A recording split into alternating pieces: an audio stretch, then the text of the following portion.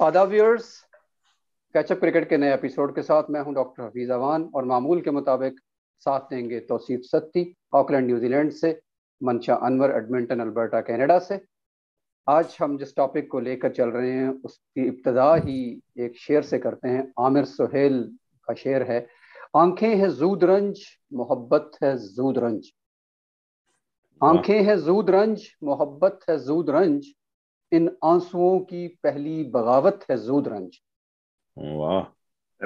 तो ये जूद रंजी बेसिकली आज का हमारा टॉपिक है कि हमारे क्रिकेटर्स जो जमाने से क्रिकेट खेल रहे हैं, फर्स्ट क्लास से लेके या अंडर 19, अंडर 16, अंडर 17, जिस लेवल पे भी खेल रहे हैं और जो टेस्ट खेल खेल रहे हैं और खेल चुके हैं, तमाम के तमाम कहीं ना कहीं अपने सिस्टम से शाकी नजर आते हैं और कहीं ना कहीं अपनी सिलेक्शन पे सवालात उठाते हैं, मुख्तलिफ प्रेस कॉन्फ्रेंसेस करते हैं, मीडिया में जाकर बहुत सारा अपना दिल के फफोले वहां पे निकालते हैं।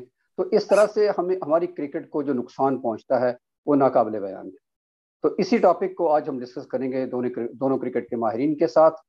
तो सती साहब, मैं आपकी तरफ आता हूं कि आखिर इसके पीछे क्या क्या वजूहात हैं, आखिर ऐसा क्यों होता है? क्या ये कल्चरल है, क्रिकेट का कल्चरल है या नेशन का कल्चर है? अस्सलाम वालेकुम डॉक्टर साहब, अस्सलाम वालेकुम मंशा भाई।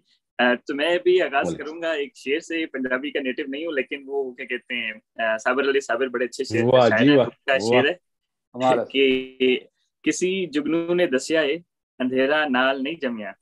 किसी जुगनू ने दसिया है अंधेरा नाल नहीं जमिया, तेरे पुरखां दा हानी है बड़ी लंबी कहानी। तेरे पुरखा कहानी है बड़ी लंबी कहानी। वाह वाह, जबरदस्त। तो बात ये है डॉक्टर साहब कि अगर हम पीछे देखें, क्योंकि मैं कुछ बुक्स वगैरह पढ़ने का शौकीन था, ऑटोबायोग्राफीज पाकिस्तान के पुराने क्रिकेटर्स की, नए क्रिकेटर्स की, इंटरव्यूज जितने मैं देख सकता था, सुन सकता था, पढ़ सकता था, सारे पढ़े। तो ये बड़ा एक कंसिस्टेंट और कांस्टेंट एक सेंटीमेंट रहा है ना हमारे क्रिकेटर्स के साथ। आफ्ताब बलोच जो 2-3 टेस्ट मैच खेले हैं और एक में उन्होंने 50 की हुई है। 1969 में 16 साल की में डेब्यू किया उन्होंने, और उनका भी शिकवा था जी हफीज कादार साहब ने उनको ड्रॉप कर दिया 4 टेस्ट मैचेस के बाद, ठीक है। और उन्होंने 23 साल की उम्र में रिटायरमेंट ले इंटरनेशनल क्रिकेट से। तो कराची के थे और बड़े अच्छे बैट्समैन थे। डोमेस्टिक में उन्होंने 425 भी किया हुआ है। तो कहने का मकसद है कि हमें वहां तक तो मैंने पढ़ा हुआ है ना कि उन्होंने अपने शिकवे शिकायत किए, और ये सिलसिला है जो चलता आया। फिर लेट 90s में मैं डोमेस्टिक क्रिकेट में आ गया, कुछ इंटरनेशनल क्रिकेट के साथ खेल रहे थे, और फिर जान पहचान होगी काफी क्रिकेटर्स के साथ। तो जिसने तकरीबन 70-80-100 टेस्ट भी खेले हुए वो भी शिकायत कर रहा है, जिसने एक खेला हुआ वो भी शिकायत कर रहा है, जिसने नहीं खेला हुआ वो भी शिकायत कर रहा है। तो this is a constant in our culture, I think. कुछ लोग इसको कराची लाहौर का कह सकते हैं, कुछ लोग पसंद नापसंद का कह सकते हैं, लेकिन आई फील कि क्योंकि मुझे न्यूजीलैंड में स्पेशली काफी इंटरनेशनल क्रिकेट के साथ उठने बैठने का और काम करने का भी मौका मिला, तो मुझे ये लगा कि यार शायद हम लोग जो है ना वो बहुत सावर हैं इस बात से कि यार हमें अपॉर्चुनिटीज नहीं मिली। और उसका ये कि हमारे जो रोल मॉडल्स हैं ना वो भी सारे शिकायतें ही करते रहते हैं। तो जो हमारे यंग बच्चे हैं वो फिर जब बड़े होते हैं तो वो भी हर चीज में ना अपने आप को विक्टिम सिचुएशन देखते हैं, क्योंकि क्रिकेट एक सब्जेक्टिव स्पोर्ट है, मतलब सिलेक्शन सब्जेक्टिव है, और बिल्कुल लोगों के साथ जाती हुई होगी, ये ऐसी बात नहीं है कि नहीं हुई होगी। लेकिन जब आपके साथ जाती होती है और आप बजाय इसके कि अपनी गेम पे फोकस करें, आप जो है वो नाकदीन को चुप कराने के लिए अपने क्या कहते हैं प्रेस कॉन्फ्रेंसेस कर रहे होते हैं या बाज़ शोर कर रहे होते हैं, तो उससे होता ये है कि आप पे नेगेटिव इम्पैक्ट आता है मेरे हिसाब से। और फिर ये है कि क्योंकि एक हमारा कल्चर ही बन गया है, तो आप देख लें टीवी शोज में, देख लें हर जगह देख लें। तो मंशा भाई की तरफ बॉल करूंगा। तो मंशा भाई, ये ओवरऑल क्या कहते हैं जो हमारा विक्टिम सिंड्रोम है पाकिस्तानी क्रिकेटर्स का, क्रिकेट से बाहर मुझे इतना नहीं पता, लेकिन क्रिकेट में तो डेफिनेटली है। तो आपका क्या एक्सपीरियंस है इस पर? या आप क्या कहते हैं, राय क्या है? हाँ नहीं, बिल्कुल, ये आपने बात सही की है। और आज जैसे डॉक्टर साहब ने कितने खूबसूरत शेर से और आपने भी इतने खूबसूरत शेर से वो आगाज किया, तो इसी कॉन्टेक्स्ट में मुझे भी पंजाबी के मशहूर शायर हैं, किसी तारुफ के मोहताज नहीं, बाबा नजमी, उनका एक बहुत ही शोला आफाक शेर मुझे याद आ गया कि बेहिम्मते ने जेड़े बह के शिकवा करन मुकदरां दा, बेहिम्मते ने जेड़े बह के शिकवा करन मुकदरां दा, उगण वाले उग पैंदे ने सीना पाड़ के पत्थर। वाह राइट। तो हमें हर टाइम हम ये करते रहते हैं कि सिलेक्शन हो जाती तो ये हो जाता, मेरी सिलेक्शन ही हुई, गिला शिकवा। मेरा हाल है ये मेहनत एक ऐसी चीज है, अगर आप करते रहें तो ऐसा नहीं हो सकता कि आप किसी टाइम वो आपको पे ऑफ ना हो। और जहां सती भाई ने बात की, बहुत लोग हैं बहुत गैप्स के बाद खेले, इन्होंने नाम लिया। इसी तरह यूनुस अहमद एक लेफ्टी थे, सईद अहमद के भाई, वो जी साउथ अफ्रीका चले गए, उन पे पाबंदी लगी, वापस आए, 3-4 टेस्ट खेले। तो इसके अंदर सबसे तो बड़ी बात यही है कि आपने डिसहार्ट नहीं होना, क्योंकि जब सबसे पहले आपकी सिलेक्शन नहीं होती तो आप जो अपनी फिटनेस लेवल को लूज करते हैं, जो भी आपकी फिटनेस रूटीन होती है आप उसको छोड़ते हैं। उसके बाद आप वो एक डिप्रेशन का फेस आता है कि यार ये तो हो ही नहीं सकता, राइट। तो बहुत ही मुश्किल होता है रीगैदर करना और दोबारा चलना। तो इससे सबसे बड़ी बात यह है कि ये अब एक 11 प्लेयर है, अगर मेरे ख्याल है पाकिस्तान टीम में खेल रहे, फिर 11 है किसी डिपार्टमेंट से खेल रहे, 11 है किसी क्लब में खेल रहे, तो यकीनन आपको आपको स्ट्रगल करते रहना है। यकीनन एक बच्चा जब पहले दिन मेरा ख्याल है वो जाता है क्लब क्रिकेट खेलने, तो सबसे पहले जो कोचेज और जो उसकी मैनेजमेंट है वो उसमें एक टेम्परामेंट डेवलप करती है। अगर 5 दिन आपको बॉलिंग नहीं देंगे, 5 दिन आपको बैटिंग नहीं देंगे, यू कीप ऑन फील्डिंग, और आप सोचते हैं कि यार ये क्या है, मैं तो बहुत बैटिंग करने आया था, मैं तो बॉलर बनने आया था, ये मेरे साथ क्या कर रहे हैं। तो वो एक प्रोसेस होता है, वो ये नहीं है कि आपको निग्लेक्ट करते हैं, वो आपको ये टेम्परामेंट डेवलप करते हैं कि आप कैसे क्रिकेट के टेम्परामेंट होगा कि ये आपको बारी और मिलेगी सब कुछ, लेकिन ये जब आप इस टीम का हिस्सा होंगे, ये इस a team game, right, individual sport नहीं है। तो फिर आहिस्ता आहिस्ता यही अगर बात आप समझते हैं कि आप बहुत अच्छा स्कोर कर रहे हैं और आपको नहीं चांस मिला, तो शायद उस टाइम कोई और आपकी जगह खेल रहा होता है। मतलब मैं समझूं कि अगर इंजमाम और यूसुफ भाई खेल रहे थे तो मतलब मिसबा बाहर रहा, और लोग कह रहे हैं कि मिसबा बहुत अच्छा प्लेयर था और बहुत अच्छा परफॉर्मर था, लेकिन वो बिल्कुल इन टच रहे, स्कोर करते रहे और वो टीम में भी आए। और ये मेरा हाल है सती भाई इसको मजीद एलेबोरेट करेंगे कि ये फवाद आलम जो हमारे सामने मिसाल है, क्यों सती भाई? डॉक्टर साहब मुस्कुरा रहे हैं, डॉक्टर साहब कुछ इनपुट देना चाह रहे हैं यहाँ पे। नहीं, आप पहले बात करें। इसलिए कि मेरी और मनशा भाई की बात एक्चुअली फवाद आलम पे बहुत दफा हो चुकी। उनके सिलेक्ट होने पे भी हम मोतरज थे और उनके ना सिलेक्ट होने पे भी हम मोतरज थे। वही बात कि हम चूंकि एतराज करने के ज्यादा शौकीन है, तो कहीं किसी न किसी शक्ल में हम वो एतराज निकाल ही लेते हैं। अच्छा, एनीवेज, एक ओवर चीज टू तो यू। मैं बड़ा एडमिट करूं कि जिन दिनों इनको नहीं खिलाया जा रहा था तो आई was one of the people, क्योंकि वो लो हैंड्स के साथ खेलते हैं और ज्यादा रन उन्होंने कराची में और मतलब बैटिंग विकेट्स पे किए हुए थे। मेरा परसेप्शन ये था, और मैं बिल्कुल इस चीज को एडमिट करता हूँ, मेरा परसेप्शन ये था कि शायद फवाद आलम जो है ना, वो जहाँ पे साइडवेज मूवमेंट होगी ना वहां पे फंस जाएंगे, क्योंकि वो हाथ लो हैंड्स के साथ खेलते हैं। ठीक है, तो मुझे मुझे नहीं लग रहा था कि वो पाकिस्तान से बाहर सक्सेसफुल होंगे, स्पेशली इंग्लैंड में या न्यूजीलैंड में, या मतलब थोड़ा सा बाउंस भी उन्हें तंग कर सकता है और साइडवेज मूवमेंट भी। लेकिन न्यूजीलैंड में आके उन्होंने अच्छे फास्ट बॉलर्स के खिलाफ, मतलब वर्ल्ड नंबर 1 टीम ही है, उन्होंने 100 किया और अच्छी बैटिंग की। तो कहने का मतलब है कि अब वो मेरे ख्याल है कि पहले 3 टेस्ट मैच खेले हुए थे, उसके बाद वनडे वगैरह खिलाते रहे उनको, लेकिन टेस्ट नहीं खिलाया ना उनका फिर से। तो अब उससे हुआ ये कि दो चीजें, एक तो उन्होंने माशाल्लाह मैं कहता कि बिटवीन 2010 एंड 2020 उन्होंने 24 सेंचुरियां की। ठीक है, डोमेस्टिक क्रिकेट में that's a lot of runs. ठीक है, सेकेंडली ये कि उनके अलावा हर किसी ने कहा कि मेरे इसके साथ ज्यादती हुई। उसने ये कहा कि भाई देखो, व्हाट आई कैन डू, मैं जो कंट्रोल कर सकता हूँ वो ये है कि मैं मेहनत करूँ और रन्स करूँ। ठीक है, सिलेक्शन मेरे में कंट्रोल में नहीं। ठीक है, and he kept that mindset throughout those years when he was doing well and he was not picked for Pakistan. और कुछ लोग कराची लाहौर का कहते थे, लेकिन जब सरफराज कैप्टन थे, सरफराज को ऑप्शन दी गई और उन्होंने नहीं खिलाया इसको इंग्लैंड के टूर पे। ठीक है, नहीं लेके गए। तो कहने का मकसद ये है कि it was just a hard luck, may be it was just a coincidence that most of the selectors felt the same way कि टेक्निकली वो इक्विप नहीं है पाकिस्तान से बाहर खेलने में। ठीक है, तो और पाकिस्तान में अगर चांस दे दिया, पाकिस्तान में डोमेस्टिक उधर चांस दे दिया तो उन्होंने रन्स कर दिया, तो फिर हर जगह लेके जाना पड़ेगा। ठीक है, तो I think that probably was the mindset. और again I was one of the people who thought the same. लेकिन फवाद आलम को क्रेडिट दें कि उसने कभी कंप्लेन नहीं की, और जब वो वापस आया टीम में, रन्स किए, उसके बाद भी उसने कोई किसी को कोई सेंटिमेंट्स नहीं दिखाए, उसने कहा कि बस I was waiting for my opportunity, Allah ताला ने मुझे अपॉर्चुनिटी दी and I made most of it. तो I think perfect example, probably the best role model for the young children. जी बिल्कुल। और जहां तक ये बात है कि जब कोई टीम से निकलता है तो मैं ये समझता हूँ कि वो फवाद आलम इंग्लैंड टूर पे थे और वो और एशियन प्लेयर्स को स्पिनर पे अबूर होता है काफी, तो मेरा ख्याल है कुछ गलत आउट हुए, वो ग्रैम स्वान से कुछ स्वीप मारते हुए आउट हुए और अगले पैर पे नहीं खेले, क्योंकि जिस तरह इंग्लिश क्रिकेटर्स और बाहर के क्रिकेटर स्वीप मारने चले जाते हैं अगर टर्न करना पता, तो कुछ उस टाइम वो थे उनके साथ वो फॉर्म का मसला था। तो यकीनन जब भी आप बाहर होते हैं तो कुछ आउट ऑफ फॉर्म होते हैं, और इवन बिगेस्ट ऑफ मतलब names of cricket like even Brian Lara और सचिन, वो है उनको जाना पड़ता है, पहले 30 आपको रोक के करना पड़ेंगे। ये नहीं है कि आप आज ब्रायन लारा के अंदर जाएं, आंखें बंद करें और बल्ला फेरना शुरू कर दें, कोई आपको कुछ कहेगा नहीं, लेकिन still you have to go back to the drawing board, और आपने वो आके पहले 30 आपने कैसे रोक के करने, आपकी टांगे नहीं चल रही, आपके मूवमेंट कैसी है, और टेक्निकलिटीज तो सती भाई बताएंगे, शोल्डर की मूवमेंट क्या है और सारी, तो हेड पोजीशन क्या है, तो वो करना पड़ता है दोबारा भी आके एक बड़े प्लेयर को भी। तो अगर ये लोग हमने, और फवाद की बहुत ही अच्छी मिसाल है, और कि वो उन्होंने कोई मतलब कहीं भी आके मीडिया में या कहीं आके ये नहीं कहा कि मेरे साथ बहुत ज्यादा ज्यादती है, और ये की है, ये लव ऑफ द गेम है कि आपने अपना काम करते रहना है और बाकी सिलेक्टर्स पे छोड़ दे।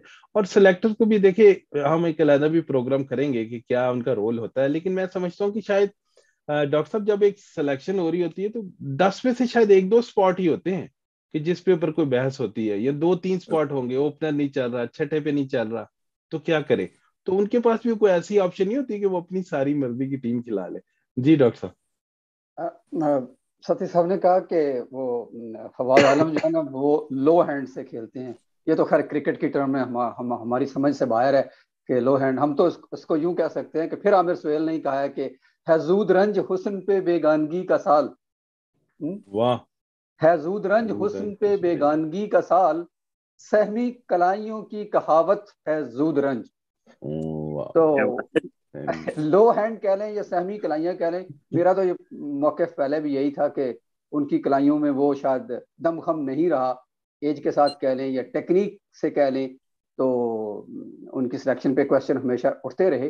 लेकिन बहरहाल इसमें कोई शक नहीं कि उनके टेम्परामेंट को सलाम है कि उन्होंने उसको शो किया और एंड तक उसको कैरी भी किया, और अभी दोबारा से वो 10 साल के इतने बड़े गैप के बाद शायद ये पहली एग्जाम्पल होगी दुनिया में कि वो दोबारा टेस्ट क्रिकेट खेले और कामयाब क्रिकेट खेले। बाकी रही सिलेक्शन की बात, तो सिलेक्शन बिल्कुल सही आपने कहा कि ये 11 में से कोई एक आधी स्पॉट होता है जिसपे बात हो रही होती है, जहाँ पे कंट्रोवर्सी क्रिएट हो जाती है, और उसमें मेरा ख्याल है कि ज्यादा प्लेयर्स की जो परफॉर्मेंस से ज्यादा जाती पसंद व नापसंद होती है। जरूरी नहीं है कि वो जो एक खेल रहा है वो ज्यादा अच्छा हो, जो नहीं खेल रहा वो ये हर एक सेलेक्टर की अपनी मर्जी है, किसी को कोई स्टाइल पसंद है तो किसी को दूसरा पसंद है।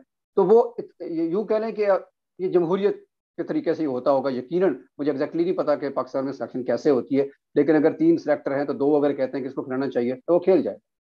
तो और अब परफॉर्मेंस तो बहरहाल बुनियादी चीज़ है ही है। डोमेस्टिक हम देखते हैं तो बगैर परफॉर्म किए लड़के नहीं आते। वो पर्ची वाला ज़माना शायद कभी होता होगा, अब ऐसा नहीं होता, बहुत कम।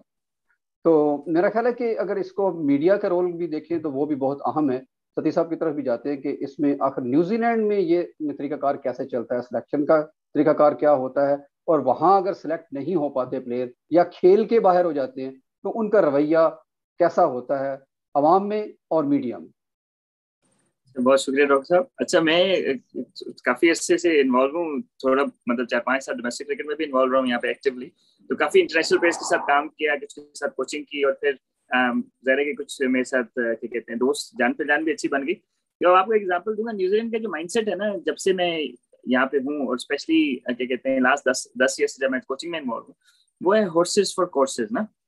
तो विच मीन्स के उनकी स्ट्रेटजी है और उन्होंने स्ट्रेटजी के हिसाब से ही खिलानी है ना प्लेयर्स। अब जिस तरह एजाज पटेल है, उसने पिछली इनिंग में 10 आउट किए हुए हैं, मतलब हिस्ट्री में सिर्फ 3 दफा ही 10 आउट हुए हैं। अगले टेस्ट मैच में वो बाहर है, ठीक है, न्यूजीलैंड में। और मतलब इट्स अ बिग थिंग, मतलब अभी भी मैं उस पर मैं I think he should play, लेकिन उन्होंने ये कहा है कि हम 4 फास्ट बॉलर खिलाएंगे और एक ऑलराउंडर खिलाएंगे। तो क्योंकि एजाज पटेल बैटिंग नहीं कर सकता, तो हम स्पिन बॉलिंग ऑलराउंडर खिला देंगे जिसने 8-10 ओवर करने होंगे ना पूरे मैच में। तो विच इज स्ट्रेंज, लेकिन Ajaz Patel was expecting it. अगर उसका इंटरव्यू सुना तो वो कह रहे थे कि आई एम नॉट सरप्राइज, क्योंकि सीमिंग विकेट बनाना है इन्होंने बांग्लादेश के खिलाफ, ठीक है, तो स्पिनर का मिनिमम रोल होगा, अगर होगा भी तो वो पार्ट टाइम स्पिनर कर लेगा, एंड दे नीडेड बैटिंग थोड़ी ज्यादा चाहिए, तो he was fine with it. एक आंद्रे एडम्स हमारे साथ थोड़ी अच्छे कोचिंग करते रहे, एक ही टेस्ट मैच खेले हैं 6 आउट किए हुए उन्होंने। अच्छा। और उसके बाद डोमेस्टिक में वो बड़े आउट करते रहे, मतलब उनकी 600 से ऊपर फर्स्ट क्लास में विकेट्स हैं, ठीक है, वो एक ही टेस्ट मैच खेले समझे, और उनके साथ उठते बैठते रहे, कभी उन्होंने कोई वो नहीं कहा कि यार मुझे टेस्ट नहीं खिलाया, मुझे ये नहीं किया, वो नहीं किया, I mean this is how it was, like he accepted it. Last year एक लड़का है, वो उसको हम स्पॉन्सर करते थे मेरे बिजनेस के through, Jacob Duffy. Last year जो पाकिस्तान का T20 हुआ ना न्यूजीलैंड में, पहले ही मैच में, डेब्यू मैच में मैन ऑफ द मैच था वो, 4 आउट किए उसने, उसके बाद नहीं खेला, एक मैच भी नहीं खेला क्योंकि उन्होंने रोटेट कर रहे थे प्लेयर्स, और रोटेशन में उन्होंने कहा कि इसको हम चेक कर लेते हैं, ठीक है, अगर हमें बाद में जरूरत पड़ सकती है तो इसको चेक करने के लिए खिलाया, उसने आउट किए, उसके बाद फिर बाहर कर दिया, and he was expecting it too. तो आई थिंक जनरली जो है ना वो जो players are not bigger than the team is a very strong sentiment here, कि पहले आपका मुल्क आता है, फिर आपकी टीम आती है, और फिर आप आते हैं। तो I think in that order it is very well expected कि, और ज्यादतियां हैं, मतलब जिसने मैं समझ रहा हूँ कि अभी एजाज पटेल के साथ ज्यादती हो रही है कि उसको नहीं खिलाया, क्योंकि वो 10 आउट किए हुए हैं, तो वो किसी भी विकेट पे बॉल कर लेगा, लेकिन उनका एक पैटर्न है, तो उसके हिसाब से चल रहे हैं, और कोई शिकायत नहीं कर रहे ना। तो आई थिंक जो हमारा जो विक्टिम वाला जो है ना, वो यहाँ पे मैंने ना होने के बराबर देखा, क्योंकि मैं कुछ एक फर्स्ट क्लास स्पिन बॉलर के साथ काम कर रहा था, तो अक्सर 3 साल लगातार, वो लेग स्पिनर थे, तरुण निथोला नाम है, 3 साल लगातार डोमेस्टिक में सबसे ज्यादा आउट किए, ठीक है, तो अब वो न्यूजीलैंड वाले नहीं खिला रहे उसे, तो लड़का भी अच्छा है, कोई मसला नहीं, लेकिन they were investing on Ish Sodhi, this guy was in his early 30s, उन्होंने कहा नहीं, हमने ईस्ट सोदी पे इन्वेस्ट किया, तो हम इसी को देंगे, हम इसको शफल नहीं करेंगे ना, and he was fine with it. उसने कोई कभी प्रेस कॉन्फ्रेंस नहीं कॉल की, उसने कोई नहीं किया यार मैं 3 साल से टॉप विकेट टेकर हूं। तो I think people generally accept their fate, वो समझते हैं कि यार अगर किस्मत में हुआ तो खेल लेंगे, नहीं हुआ तो क्या कहते हैं, उस सेंस में मुझे, मेरे यहाँ के लोग थोड़े ज्यादा हम्बल है मेरे ख्याल में, क्रिकेटर स्पेशली, और कंप्लेन करते होंगे, लेकिन मैंने किसी को कंप्लेन करते हुए देखा नहीं। नहीं, यकीनन सर साहब, आपका तकरीबन 15-16 साल से आप वहाँ पे हैं, तो अब इतने सारे टाइम में अगर आपको शिकायत सुनने को नहीं मिली, तो यकीनन उनके कल्चर में ये चीज़ शामिल नहीं है। मनशा भाई, आपकी तरफ आते हैं कि ये जो खैर ये कहानी तो बहुत ही लंबी है, लेकिन फिर भी अगर हम देखें कि सिलेक्शन से हट के भी अगर हमारी थोड़ी सी कोई इख्तलाफ हो जाता है प्लेयर्स के दरमियान में, तो वो बड़ा स्वेयर हो जाता है, मीडिया पे आ जाते हैं दोनों आपस में, इवन बदजुबानी तक बात पहुंच जाती है, दुश्मन तराजी तक बात चली जाती है। जैसे कि अब तो चेयरमैन है खैर रमीज राजा, और अपने मोहम्मद यूसुफ की तलख कलामी हुई, इस तरह मोहम्मद हफीज़ और रमीज राजा साहब के भी उन्होंने कोई, देखिए हर एक को हक हासिल है, हम जैसे बैठ के बात कर रहे हैं, तो हमारा एक हक है कि हम किसी पे एतराज़ कर सकते हैं या कोई क्वेश्चन उठा सकते हैं, as a viewer, as a Pakistani, as a cricketer, as a आप लोग एनालिस्ट। तो उसमें ये नहीं होता कि किसी की तस्हीक मकसद है या हम उसको निकालना चाहते हैं। तो इसी तरह आगे चलते हैं, तो ये एक सिलसिला बहुत लंबा है, स्पेशली खास जो पिछले टाइम में, इवन शोएब अख्तर इसमें बहुत बड़ी मिसाल है, उन्होंने भी बहुत दफ़ा कहा ये बात। और मोहम्मद आमिर की मिसाल मैं दूंगा कि जो ही उनको नहीं रखा गया टीम में, तो उन्होंने कोचिंग स्टाफ पे एतराज़ात शुरू कर दिए, प्रेस कॉन्फ्रेंस शुरू कर दी, गुस्सा दिखाना शुरू कर दिया, और फिर उसके बाद जब वो कोचिंग स्टाफ हट गया, तो फिर फ़ौरन ही अपनी वापसी के लिए इंडिया भी दे दिया कि जी मैं अवेलेबल हूँ। तो आई थिंक मैनेजमेंट ने जो भी फैसला करना था दुरुस्त किया होगा। लेकिन आपका क्या ख्याल है कि ये जो कल्चर है, इसको किस तरह देखते हैं आप? जहां तक मीडिया का रोल कह रहे हैं, तो मीडिया तो है ही, वो चाहता है कि कोई खबर उसको मिले, बेशक वो प्रिंसेस डियाना थी, उधर भी उनको फॉलो कर रहा था, तो मीडिया तो वो और अभी आप देख लें कि T20 में जब रोहित पहली बॉल पे आउट हो गए और 2 मैचों में स्कोर नहीं है, और कोहली से किसी ने सवाल कर लिया, तो उसने कहा कि आप समझते हैं मैं रोहित को ड्रॉप कर दूं? मतलब अब किस तरह का मतलब कि वो हंस पड़ा कि मतलब क्या।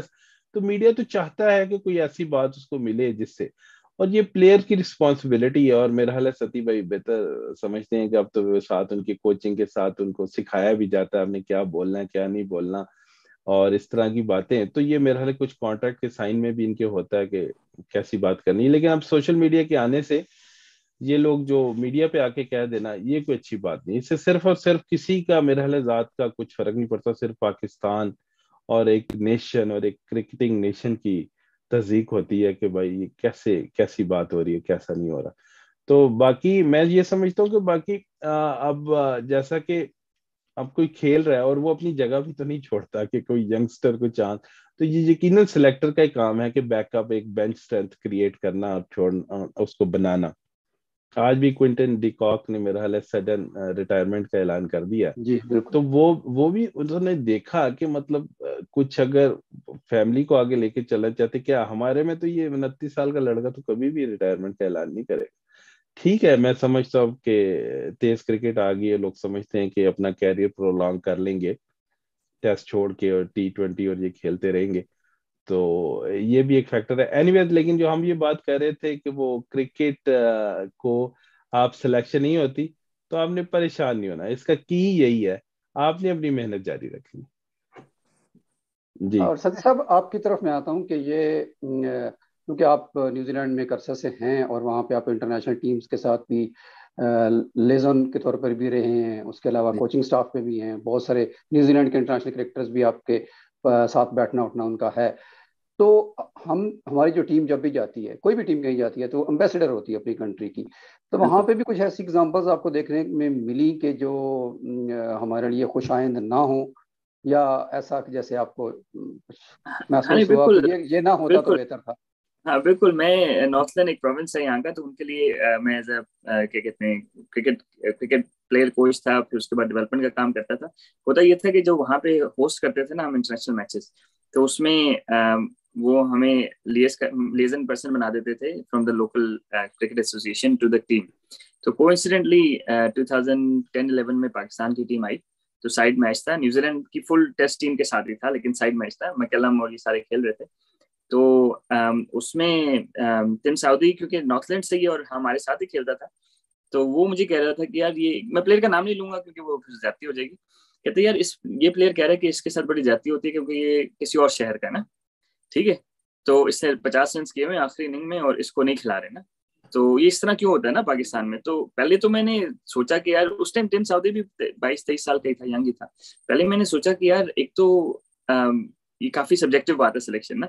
सेकेंडली ये कि चलो आप अपने तक तो बात रखें, पाकिस्तान में तो बात करें यार, आप न्यूजीलैंड की टीम वालों को बता रहे हैं कि जी हमारे यहाँ पे ना बड़ी जाति होती है ना। तो कहने का मकसद है कि क्योंकि आप पाकिस्तान को रिप्रेजेंट कर रहे हैं, और जाति तो हर जगह ही होती है, न्यूजीलैंड में भी होती है जैसा मैंने कहा, लेकिन सब्जेक्टिव बात है। तो अब वो मैं वही सोच रहा था कि यार अब ये किस माइंडसेट से पाकिस्तान को देखता हो, समझ रहे हैं कि यार ये पाकिस्तान में जो है वो नीचे से ही सारा करप्शन है, या जो कुछ वो करप्शन वर्ड बड़ा यूज करते हैं ना पाकिस्तानी, जब पाकिस्तान को डिफेम करना होता है, ठीक है।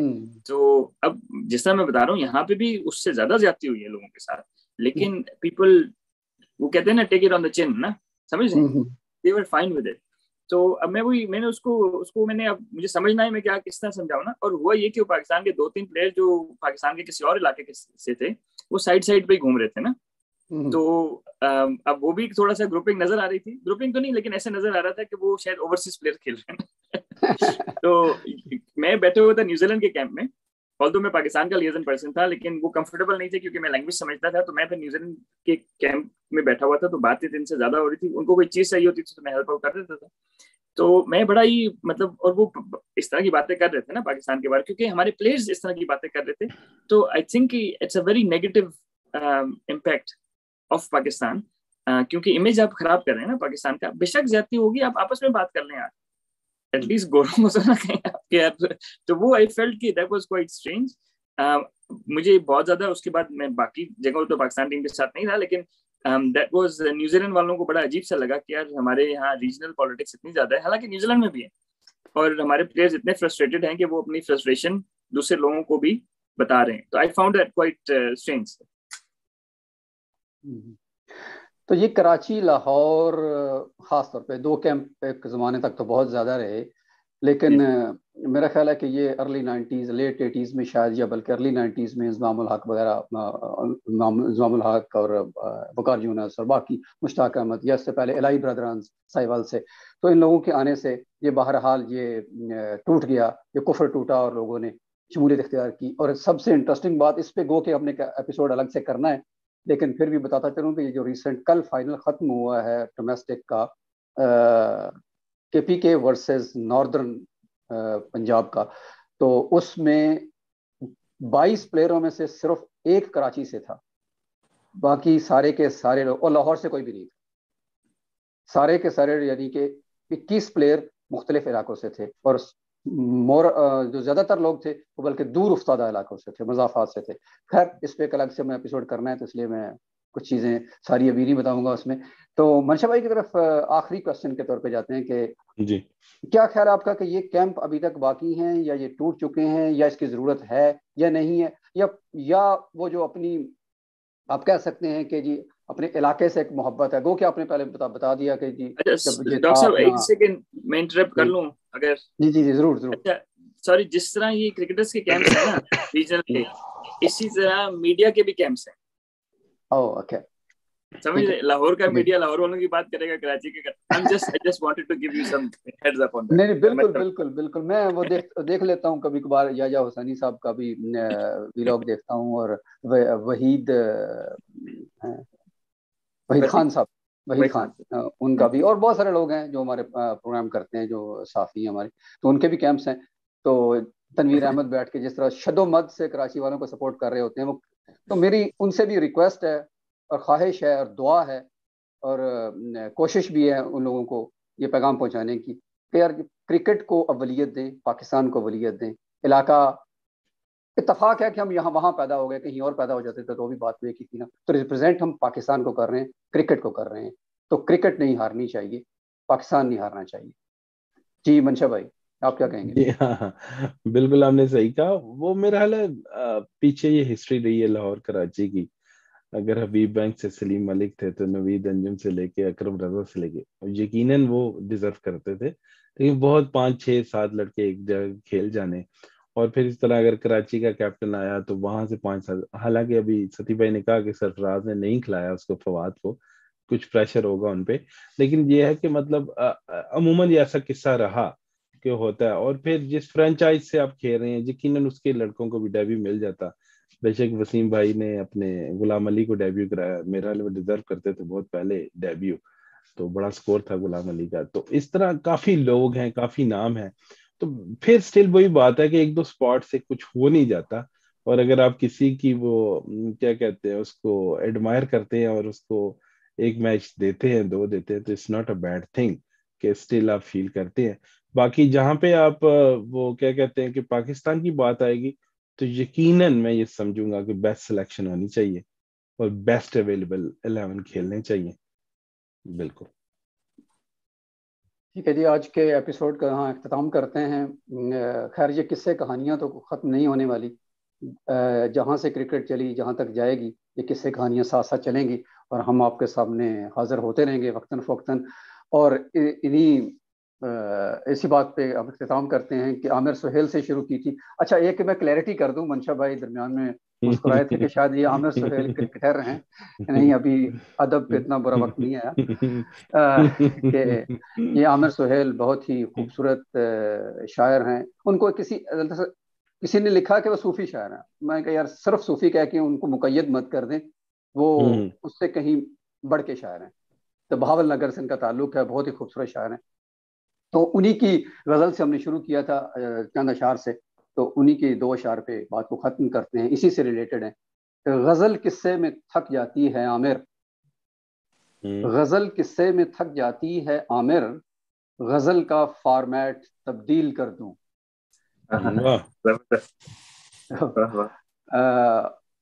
मकता है कि खुदा ने जोर से डांटा है आमिर, खुदा ने जोर से डांटा है आमिर, मैं कहता था तुझे इंजील कर दूं। वाह। तो इसी के साथ आज के एपिसोड को ख़त्म करते हैं। इंशाल्लाह बहुत जल्द मुलाकात होगी अगले एपिसोड में, तब तक के लिए अल्लाह हाफ़िज़। अल्लाह हाफिज।